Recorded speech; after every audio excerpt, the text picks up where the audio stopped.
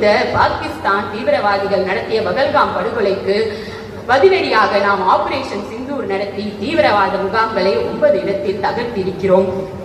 நாம் இன்று சுதந்திரமாக கல்வி கற்கிறோம், நம் கனவுகளை பின்பற்றுகிறோம்.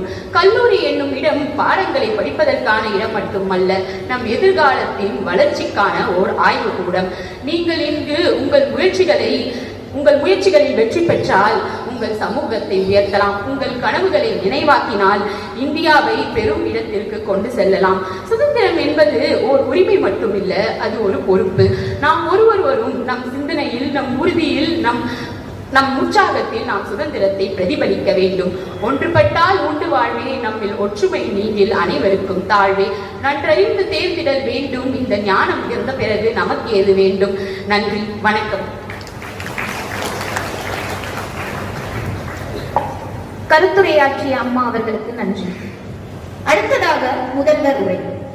நடத்திய போராட்டங்கள் பசிக்கவே இல்லை, வாங்கிய தடியலிகள் வலிக்கவே இல்லை, சிந்திய ரத்தத்தை உணரவே இல்லை, இழந்த வீரர்களை மறக்கவும் இல்லை. சுதந்திரம் கிடைத்த அந்த தருணத்தில் எம் கல்லூரியின் முதல்வர் முனைவர் சோபா எட்வர்ட் அம்மையார் அவர்களை